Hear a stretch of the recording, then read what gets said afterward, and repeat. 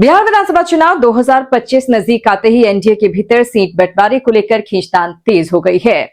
चर्चा है कि इस बार भाजपा और जेडीयू करीब करीब बराबर सीटों पर चुनाव लड़ेंगे, यानी 100-100 सीटें। हल्का फुल्का अंतर हो सकता है। जेडीयू की शर्त साफ है, वो 100 से कम सीटों पर नहीं मानेगी और बीजेपी से कम एक सीट ज्यादा लेकर बड़े भाई की छवि बनाए रखना चाहती है। उधर लोक जनशक्ति पार्टी रामविलास ने करीब 40 सीटों की मांग रखी है, लेकिन एनडीए के बड़े दल उसे सिर्फ 22 से 24 सीटें देने के पक्ष में हैं।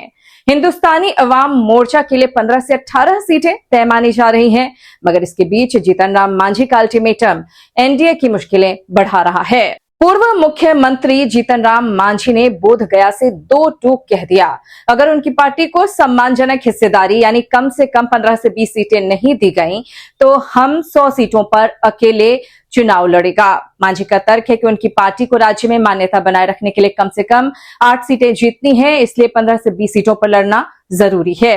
इस बयान का राजनीतिक संदेश साफ है। एनडीए छोटे सहयोगियों को हल्के में नहीं ले सकता, वरना बगावत सामने आ सकती है। दूसरी ओर चिराग पासवान की राजनीति भी पिछले महीनों में काफी करवट ले चुकी है। कुछ समय पहले तक उनके पोस्टरों पर लिखा जाता था, हमारा मुख्यमंत्री चिराग पासवान होगा, और वे खुद भी संकेत देते थे कि मुख्यमंत्री की कुर्सी पर दावेदारी से पीछे नहीं हटेंगे। लेकिन जैसे जैसे भाजपा और जेडीयू की नजदीकियां बढ़ी, चिराग के सुर बदल गए। अब वे खुलकर नीतीश कुमार को समर्थन दे रहे हैं। चिराग ने हाल ही में कहा, बिहार में मुख्यमंत्री पद खाली नहीं है। चुनाव के बाद प्रधानमंत्री मोदी के नेतृत्व में नीतीश कुमार के नेतृत्व वाली एनडीए सरकार बनेगी। यानी अब चिराग की रणनीति साफ है। वे केंद्र में मंत्री रहते हुए नीतीश को स्वीकार कर एनडीए में बने रहना चाहते हैं, लेकिन सीटों पर दबाव डालकर अपनी पार्टी को मजबूत सौदा भी दिलाना चाहते हैं। सीट बंटवारे पर इन नेताओं के बयानों से एनडीए की चिंता बढ़ रही है। बीजेपी को एक तरफ नीतीश को संतुष्ट रखना है, दूसरी तरफ चिराग और मांझी जैसे नेताओं की आकांक्षाओं को संभालना भी है। 2020 का अनुभव सबके सामने है। तब चिराग पासवान ने एनडीए से अलग होकर चुनाव लड़ा और भले ही उनकी पार्टी सिर्फ 1 सीट जीत पाई, लेकिन उसने जेडीयू को भारी नुकसान पहुंचाया। माना जाता है कि एलजेपी की बगावत ने कम से कम 25 से 30 सीटों पर जेडीयू की हार तय की। नतीजा ये हुआ कि जेडीयू 43 सीटों पर सिमट गया। हालांकि भाजपा के अच्छे प्रदर्शन की बदौलत एनडीए किसी तरह सत्ता में लौटा।